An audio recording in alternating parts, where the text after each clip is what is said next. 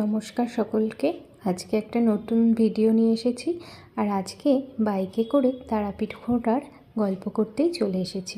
আমরা 14ই ডিসেম্বর বাইকে করে 3 জন মিলে তারাপীঠ চলে গেছিলাম।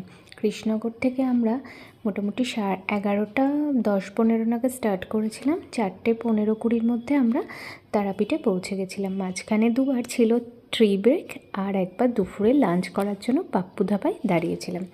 তো 4:30 নাগাদ আমরা তারাপীঠ পৌঁছেই আমরা ওখানে যশোদা ইন্টারন্যাশনালে ছিলাম। সেখানে আমরা একটু ফ্রেশ হয়ে সন্ধেবেলা 6টা নাগাদ মায়ের মন্দিরে গেছিলাম সন্ধ্যা আরতি দেখার জন্য। সেখানে আমরা খুব সুন্দরভাবে মায়ের সন্ধ্যা আরতি দেখে আবার সেখানে আমরা মায়ের সন্ধ্যা আরতির পর প্রসাদও পেয়েছিলাম, যেখানে ছিল লুচি, বোঁদে আর সুজির পায়েস।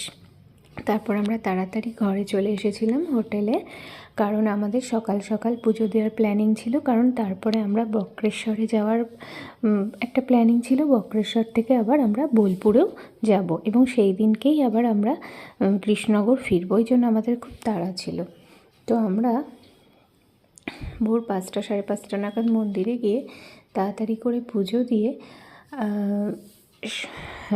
7টা 7:30 নাগাদ তারাপীঠ মহাশ্মশান ঘুরে ঘরে চলে এসেছিলাম। আর আমরা মন্দিরে ভিআইপি লাইনে পুজো দিয়েছিলাম। আমাদের দুজনার 300 টাকা করে লেগেছিল, মিঠাইয়ের কিছু টাকা লাগেনি। আমরা ভিআইপি লাইনে দাঁড়িয়েছিলাম, তার কারণ আমরা আবার যেহেতু বক্রেশ্বর যাব। তো হোটেলে এসে আমরা 1 ঘন্টা মতো রেস্ট নিয়ে, যেহেতু মিঠাই খুব ছোট, ও একটানা এত জার্নি যদি না পারে, তাই ওকে 1 ঘন্টা রেস্ট দিয়ে আমরা আবার বক্রেশ্বরে চলে গেছিলাম। বক্রেশ্বরে আমাদের 1 ঘন্টা 20 মিনিট মতো লেগেছিল।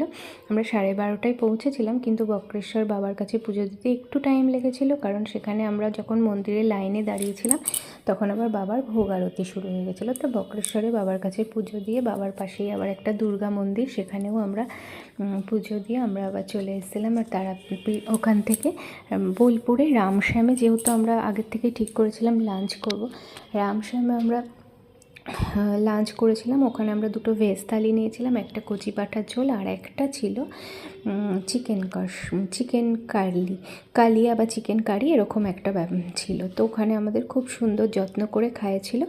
এই ছিল আমাদের তারাপীঠ, বোলপুর আর বক্রেশ্বর ঘোরার গল্প। আমাদের ভিডিওগুলো দেখলে আমার চ্যানেলটাকে সাবস্ক্রাইব করে দিও। আর তোমরাও তোমাদের জানিও কারা কারা এই তারাপীঠ বোলপুর ঘুরে।